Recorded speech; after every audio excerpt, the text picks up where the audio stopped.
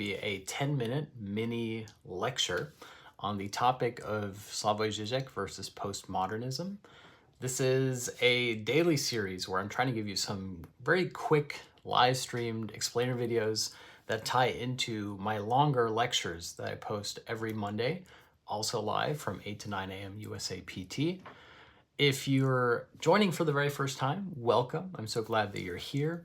You can also download all of my lectures, both the mini and the, maxi lectures, if you will, on my Patreon, as well as access my ebook, Introduction to Žižek, on Patreon, which is available until the end of January. So today I want to talk about Žižek's quote-unquote critique of postmodernism, or why he argues that the postmodern logic fits perfectly within capitalism. And what's important to note here is that Žižek is arguing something that is instantly recognizable as part of the contemporary zeitgeist. The manner in which everything that we do has to somehow be alienated from its original content and be made to fit the incentive structure of some other use value. To put that in less abstract terms, think about the way in which we're told that it's good to have sex because it's healthy for you, that it will make your heart work better or something, or that you should go for a walk because it's good for your mental health. We're taking something which is already pleasurable and we're trying to fit it into an overarching logic or incentive structure by which we are justified in doing it.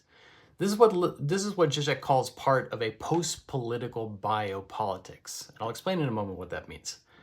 Now, Žižek says that the other side of the coin, when it comes to this incentive structure, is also that we want things that are detached from their original quality, but from their bad qualities, like decaf coffee, or Coca-Cola without sugar, or sex without falling in love.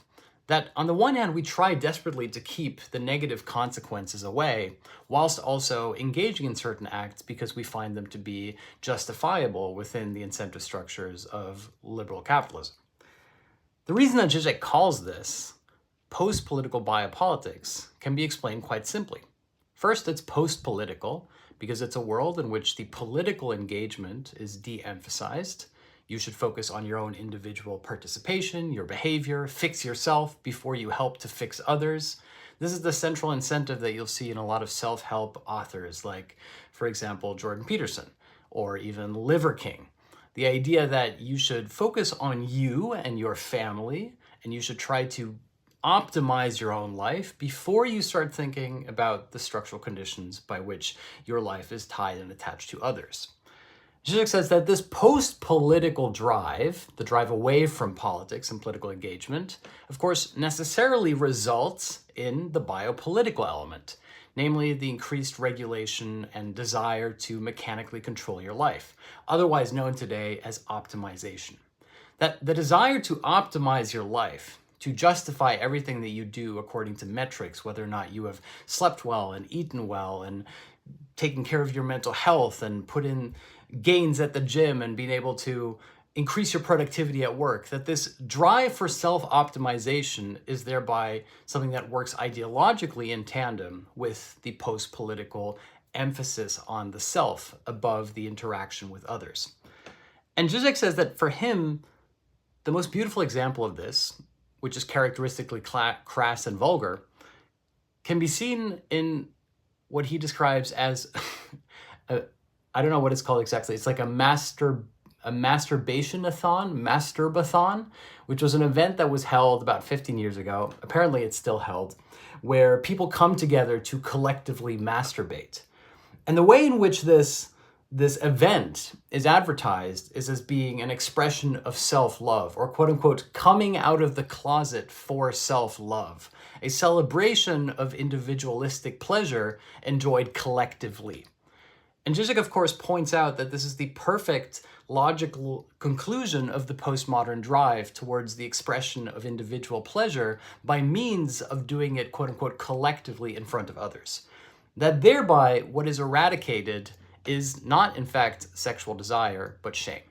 That within the masterbathon, this collective frenzy, which is thereby precisely not an orgy, but the individual masturbating in a group of other people, characteristically crass example from Žižek here, we find the postmodern logic within capitalism, namely the fact that your sexual enjoyment should be detached from the pleasure of the interaction with others and should be made solipsistically attached to the performative engagement of your own lack of shame and the demonstration of your own self-love in a collective participation.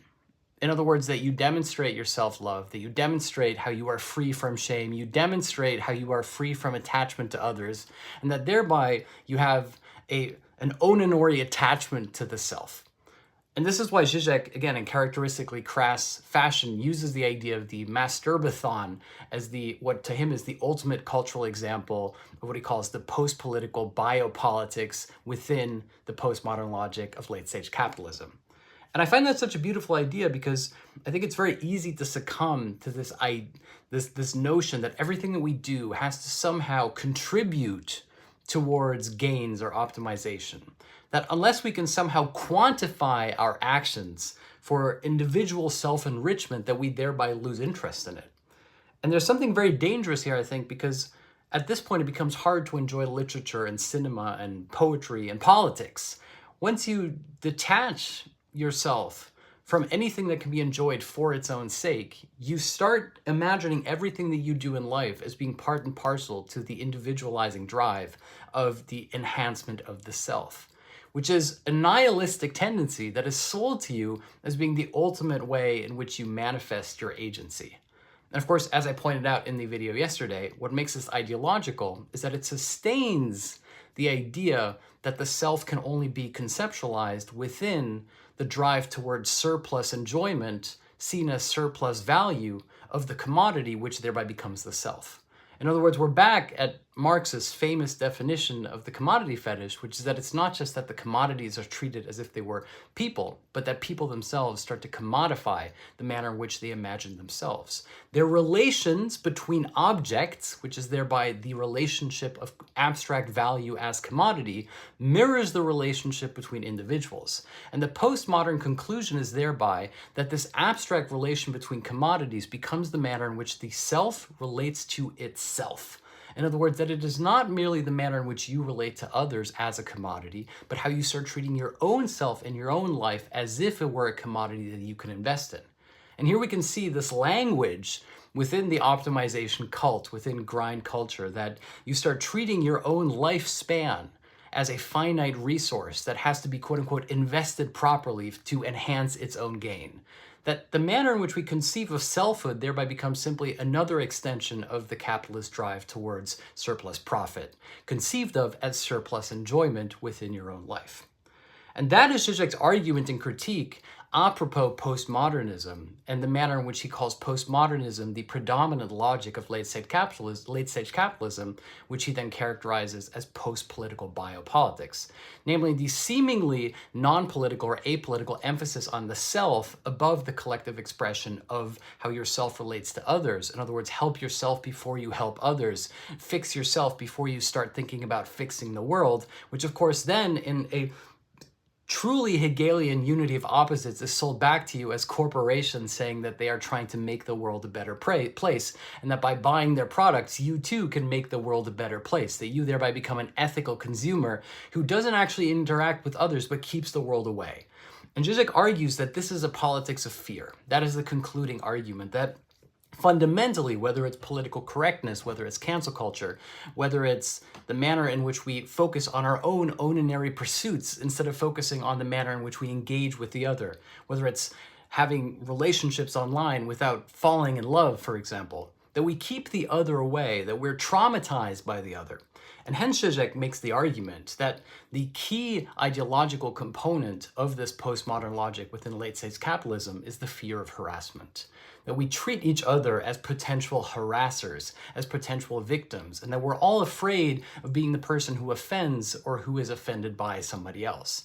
And that thereby the cultural emphasis on offensive behavior and taking offense and being offended links to the idea of harassment. And harassment thereby is part and parcel parcel of the ideological strain by which this post-political, biopolitical emphasis takes place within the conceptualization of the self as the ultimate island unto the self within late-stage capitalism, which has to be protected as a commodity apropos the commodity of others. That is Zizek's critique, in a nutshell, of what he calls postmodernism and the way in which postmodernism lends itself ideally to the cultural logic of late-stage capitalism. Thank you guys so much. That was just about 10 minutes. I love being able to do these live. I'm just going to randomly do live 10-minute videos once a day. However, if you'd like to join me for my longer lecture, my proper 50-minute lecture, that is every Monday, 8 to 9 a.m. USA PT. It's been that way for nearly 3 years. That's how I start every Monday morning. And if you'd like to support these mini lectures, as well as the longer lectures that I record, please do consider becoming a patron. We have a wonderful, stimulating community of patrons behind the scenes, where I host Discord discussions, Q&As. You can also download my ebook as a patron. There's a whole roster of additional educational features that you can access. And above all, I'm inviting you to join our community. That would make me really happy. So if you'd like to support these videos, please go to www.patreon.com/Julian and Julian. And to those of you who are joining live by mere sheer accident, thank you so much for starting your evening with me or wherever you're joining me from in the world. And I will see you tomorrow. Thank you.